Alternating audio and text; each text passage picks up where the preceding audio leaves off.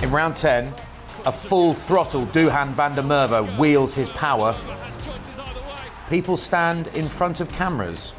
Here goes Ragwan, bit of space, broken field, danger, danger. And have we just seen a try of the season contender?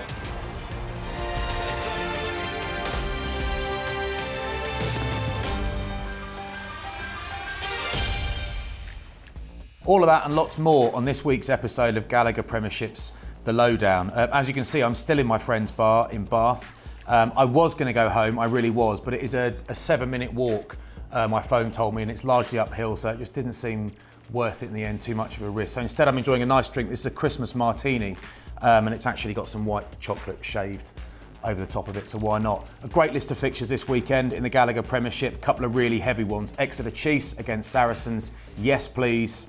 Leicester Tigers against champions, current champions Harlequins, also yes please. But before we get to that, it's been a bit of a quieter week in rugby terms, with some of the internationals taking a bit of R&R after the Autumn Nations series finished, and people like to rest and recuperate in different ways. Kyle Sinclair likes to get into big tubs full of ice water. I don't know why anyone would do that. Well, I do, physical recovery. I don't miss it. I like to think I was reasonably mentally tough when I trained and played in the old days, but in an ice bath, mentally weak as a lamb. Nemani Nandolo, the big Fijian star from Leicester Tigers, has been doing a bit of falconry, learning how to handle a falcon. Is it a falcon? Don't know, but it's called falconry. And I'm pleased for him, but resentful at the same time. Well, jealous, because I asked for that for a birthday present a couple of years ago and never got it. One day, maybe. He's living my dream. And Craig Trenier, Harlequins' own Craig Trenier, has actually given us a really cool song for Wilco Low. I sort of hope it catches on. There aren't enough songs from the crowds at rugby games, I don't think, and I quite like it. It won't work if Will Collier's playing or Simon Kerr's playing, but it will work if Big Wilco's doing a job. Quite like it. The scrum would have went down long ago if it was not for Wilco Low. Where'd he come from? Where'd he go? Where'd he come from? Wilco Low. I love that. Yeah, that's a good one. We didn't really hear Craig's voice then, but I'm sure it's great. I quite like the song. Let us know if you know of any Gallagher Premierships, if you've got proof of any Gallagher Premiership players who've actually got great voices. I know Ben Foden thinks he's got a great voice. I mean, he has got quite a good voice in fairness. Apparently Carl Ferns has got a lovely voice. But let us know if you've got any proof. Send it in and we will show it. If it's good, we will show it. Right, let's get down to business. Rugby stuff. We're going to start at Sandy Park. Proper grudge match. People talk about grudge matches. Often that's kind of PR. This is real. It was a fascinating game, and Saracens here conceding a penalty, as you'll see. But what comes next is a little bit of disagreement from Billy Vunipola. He doesn't agree with the decision. He makes that known to referee Luke Pearce. And what happens? Well, this happens. They get marched 10 metres for back chat, dissent, whatever you want to call it. Annoyed at that. It happens again. Was it Billy both times? Not sure. It was Billy the second time. And Luke Pearce, I must say, I really, really like this. If you want to stop something, that's how you stop it. This player has an option, he does it again, he's gone. Really well laid out. Billy lost his head for a minute there, but Luke Pearce was not for moving. No arguing with that, except it happened again. A little while later, it happened again. There's obviously a crackdown going on, but I can't imagine the teams weren't told. A bit like diving in football. If you want to stop diving in football, start penalising, start sending off players, it will soon stop. Luke Pearce taking a hard line, full respect of the players, never in doubt. How about this as a line from Karen Dickey, brutal in contact, swatting Alex Good away. But this touch from Joe Simmons is just beautiful. The kick is absolutely perfect. It's coming, I promise you. And aerially, O'Flaherty is just, well, he's a fantastic winger all round, but he absolutely nails that, comes out to in, lovely height, really dominant in the air. Very, very difficult to defend indeed, and Joe Simmons loves it. He's had a rough ride, if you can call it a rough ride. He hasn't been picked very much, has he? Harvey Skinner's been playing. Joe Simmons to start, gets brought in to start a massive game and delivers. Nick Tompkins, uncharacteristic error under a lot of pressure from Exeter Chiefs. They don't want the scrum, they play. To be fair, Saracens' scrum was outstanding on the day, I don't blame them. But have a look at this from O'Flaherty. His job is not just scoring. Nightmare ball to gather for Lewington, nightmare. Loads of hustle. Henry Slade, best player on the field on Saturday. Ian Whitton never doesn't deliver. Fantastic pressure. And this was pure Exeter Chiefs. This is fascinating. Whether it's great to watch or not, that's up to you. That's your decision, that's personal taste. But Saracens know exactly what is coming. Some world-class players and they can't do anything about it. Luke Cowan-Dickie back fit, back in the team, named as captain for the first time. He was absolutely outstanding. Great win for Chiefs. Yeah, a lot of people have described that game as one for the purists. I mean, I'm a purist. I still don't think it was the most stylish game to watch, but it's a bit like those Lions tests in the summer. It's like people talk about how stylistically they weren't good enough and in terms of approach they were too conservative, too power-based. Still wouldn't have been anywhere else than watching those games, and this game was hugely compelling. Before we look at the social media, there was loads. We'll pick a couple of tweets out for you, one from Luke Cowan-Dickie. But first of all, here's a little video of the Chiefs boys having a sing-song in the bar with the fans straight after the game, still in their kit, loving it. Hey, Exeter boys are happy, Exeter boys are weak. The Exeter boys are jolly boys, and Tiger boys are weak. We never drink and quarrel, we never disagree. We all jump up when Cam says, come on, pick on me, hey! And on Twitter, Luke Cowan-Dickie said, that was fun, awesome to be back, and Sandy Park was rocking. It really was. That was a proper banger in the West Country. And Steve King Spurs won on Twitter, a Saracens fan as well as a Spurs fan, said, no need to beat ourselves up over that game. Discipline, yes, but the effort and aggression was there. If we're fully on it in all aspects, we're very, very good. Roll on Saturday. Definitely up for winning that European trophy. So yeah, I'd agree with that. Right, to Gloucester. Gloucester-Bristol, West Country derby. Why not? Sami Radradra back for his first game of the season from injury. Did this against Bath last season when Bristol hammered them. How about that for a bit of skill? First touch, absolute beauty. What a player. And Charles Piutau, we're kind of used to it now, but the opposition again know what's coming. But what do you do about it? What do you do about Charles Piutau? He's an absolute nightmare to play against. Great to watch. And you want a bit of luck? Everyone needs a bit of luck. Bristol did some good stuff. They look nothing like as dominant as they were last season, top of the table. But they did do some good stuff, not as good as this. Mark Atkinson to Chris Harris. It's a nice finish, slides it in, he'll get a graze on that if he's not careful, but that dropping it onto the left from Atkinson was just wonderful. Gloucester pack dominant most of the night, excellent scrum, and Charlie Chaplin, young scrum half, what a finish. Gloucester, born and bred, absolutely loved it. The shed went nuts. Gloucester loving their work. We'll do the socials in a sec, but first to the Gloucester changing rooms at Kingsholm. There's been another sing-song. The boys are loving a sing-song. There's a theme to this. And Adam Hastings, I think, has definitely been using a sunbed and shaving his chest / entire body. I feel like I need a regimen like that in my life.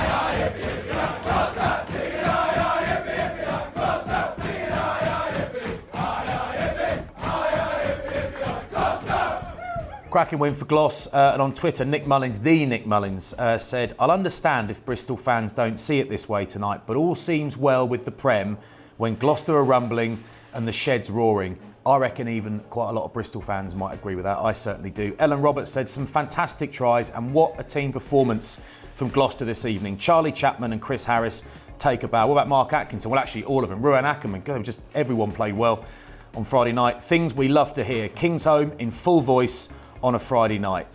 Yeah, wouldn't disagree with that. Right, off to Brentford, London Irish Newcastle. I was there. It was a good game and it was very, very cold. Now, Kyle Rowe on the wing for London Irish had a really good game. Watching this game live, you might recognise my voice in there somewhere. This try was largely from nothing, but Gary Graham kind of has him, except he doesn't. Watching him live, I think a lot of people knew he was quick, didn't know he was that strong. He was really aggressive in the contact and a real handful all day. This guy's always a handful, Ollie Hassel-Collins. Options both sides. Does it himself, big old horse.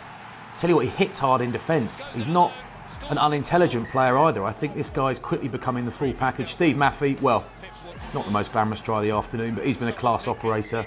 He still is after all these years. That's a doctor standing in the way of the TMO camera. Newcastle would have loved him to move in case it wasn't a try. But that's that. How about this from Paddy Jackson? What a ball. Relatively easy finish for a winger of that quality, or for a Premiership standard winger, but what a pass from Paddy Jackson. Touch of class. And this offload from Agustin Creevy. I mean, was it necessary?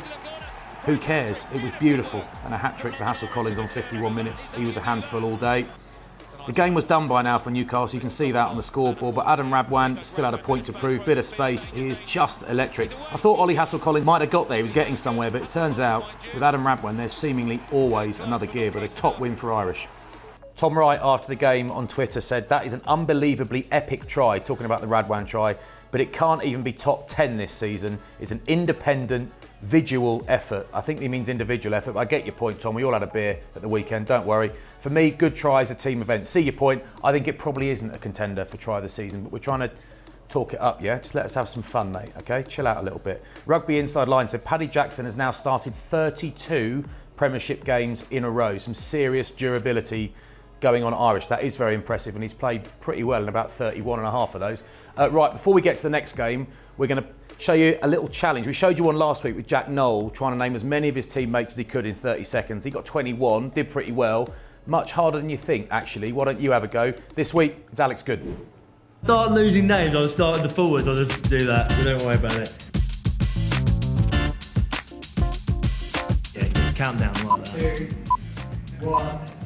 Max Malin, Sean Maitland, Rossi Sagan, Nick Tompkins, Don Morris, Duncan Taylor, Alex Sadowski, Owen Farrell, Manu Villapola, Aled Davis, Simon Bryan, Billy Villapola, Jackson Ray, Andy Christie, Nail, Hammer Bomber, Lion, Dragon, Christo, Davo, Alec Clary, Wolfie, Jamie George, Macaruna Pola, Tim Swinson, Callum Hunter Hill, Joel Kapoku, and that's it, is it?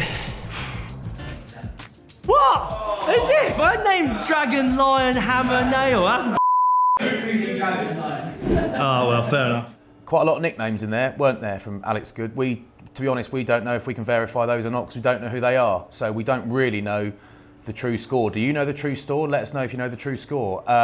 We think it's about 27. We think he's ahead of Jack Knoll, and it's up to us. So he's now ahead of Jack Knoll, and congratulations to him. Right, back up the M1 to Northampton, where the Saints face Bath. Now, one thing Bath needed to do was to get off to a good start. Keep it tight. Don't let Saints get away from you. But Hutchinson, then Freeman, back to Hutchinson. Absolutely brutal start for Bath. Lovely start for Northampton Saints. Looking fresh, light on their feet, creative and quick. And look how many yards Matavesi makes here off the back of a maul without being engaged. That is super soft defence. Bath need that defence coach to arrive as quickly as possible. However, Max Ajomo, wonderful young player, played a lot of rugby for Bath this season and looked great. This is some recovery. That won't be part of any defensive system. That is about how much you want to get back and recover the situation. Did really well. But then Dingwall was off. Just class in every position for Northampton Saints. Augustus on hand to dot it down, but Bath just a handful of times in this game getting shredded by Northampton, whose attack when it's on song is so hard to play against. Dingwall again. Skosan, quite a lot of power to score that. We know he's a finisher, we know he's quick, but that's a 1-on-2. And he's battered a couple of lads there to score that. Very impressive indeed. Furbank, this is a lovely touch, but look how much space he's got. Look how much space there is out there for Skosan, who can't stop scoring. Yeah, wonderful for Northampton Saints, and a horror period for Bath that goes on. On Twitter, Hells Bells, a Bath fan, said it goes from bad to worse. At the injury rate that Bath are seeing, there won't be enough senior players to make a team yet. Bath are doing it tough at the moment, no doubt about that. Sam Matavesi, of course, Saints hooker, just said, how good is Lewis Ludlam? And yeah, how good is Lewis Ludlam? He was just wonderful at the weekend. And to that end, we got a little video for you, not of his greatest hits, but of his greatest nicks from the weekend. Just keep your eyes on Lewis Ludlam, the man in question. That's fantastic. That's split-second stuff. Mike Williams hammers him, but he ain't letting go of that ball. And it's key moments. He just doesn't need very long. It's not like he's first there. He's second there, but actually clears him out. But he clears him out after he's nicked the ball. It's split-second stuff. He doesn't have to be first. He doesn't have to beat anybody there. He's that strong that he can actually sometimes be second to the breakdown or arrive at the same time as an attacking player and still nick the ball. Super valuable for Northampton Saints. And this one closing in at the end, it's a key steal. Because look what happens. I know the game's won. I know that, but it leads to, I think you know what it leads to by now, but the ball eventually gets fed back to George Furbank. And what happens next is history. But Lewis Ludlam is not just a turnover specialist. His jackal work was brilliant at the weekend, but he carries, he hits, he works. He's a fantastic player and captain for Northampton Saints. Yeah, Lewis Ludlam is just mega. The biggest problem is for Lewis Ludlam, yes, he's good enough to play for England, but so are loads of others. The back row in this country is just absolutely insane at the moment. Right, let's go to six ways. Worcester against Wasps, just a 60-odd points this time, so enjoy. Cracking game this was, really, really good to watch. Now, Wasps put the ball down.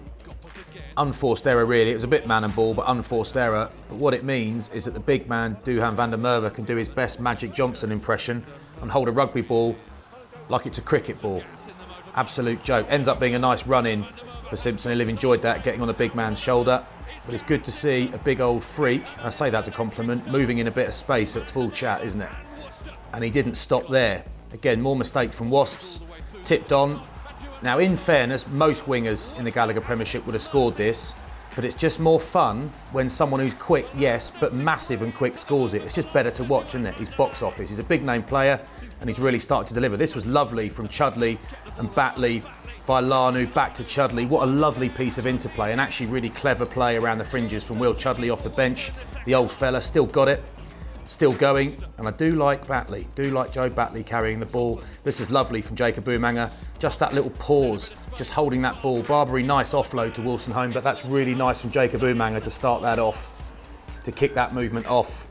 Difficult to defend that, just puts defenders on their heels a bit, doesn't it? And this is the game effectively won for Worcester Warriors, but Batley don't care. He wants to score another one. You worry he's been isolated there and someone's going to pick him off. But his mates get there just in time. Game one, tough for Wasps, fantastic for Worcester. They needed that. Nexus on Twitter said, before the half-hour mark of today's Prem game, Duhan van der Merwe had already made 134 metres from 4 carries, scored 2 tries and set up a third. Absolute monster of a player, would not disagree. He looked really good at the weekend. Great to watch. Six ways gold and blue. Summary versus Wasps. Duhan van der Merwe proving why he's up there with the best in the world, yes. Finn Smith kicking tricky kicks in the wind, yes. Patmore immense, Hatherall especially, love Hatherall. Like tackling a bag of spanners, angry, rusty spanners when it's cold, and if you get it wrong, it stings you. He's a handful.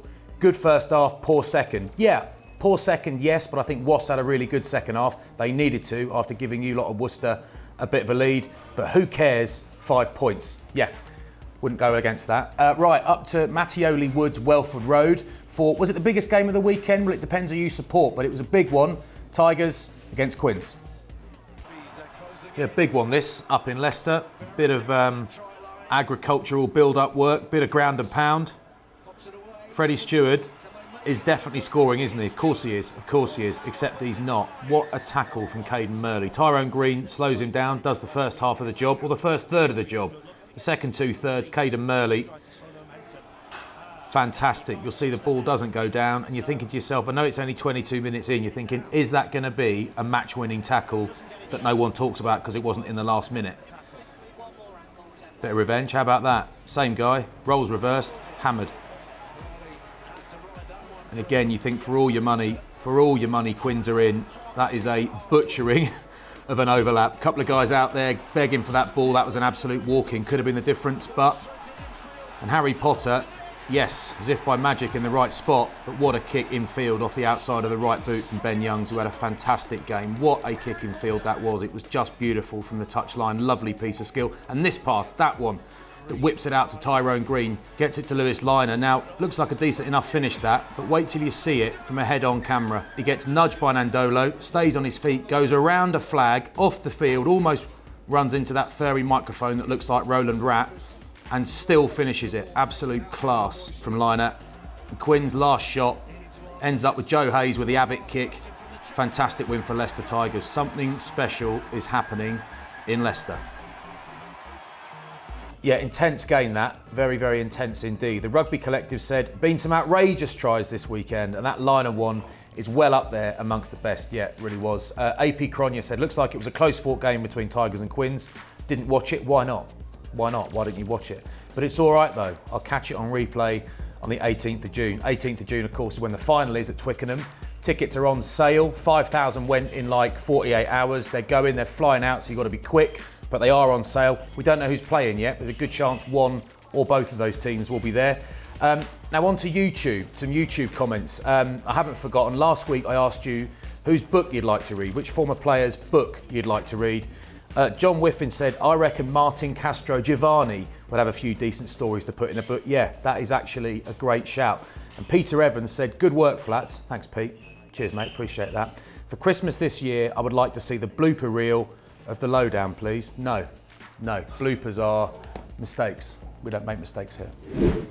That's it for now. We're back on Wednesday, the 29th of December. A bit of a rest for Christmas, for Europe and all that. Don't forget to join us then, and don't forget to go to PRTV. All the full match replays, all the highlights packages are on there. And if you will, you can like, you can comment, you can subscribe, you can hit the bell so the next time we drop some content, it arrives on your device or in your screen or in your brain or on your special laser glasses, whatever you're doing these days, don't know.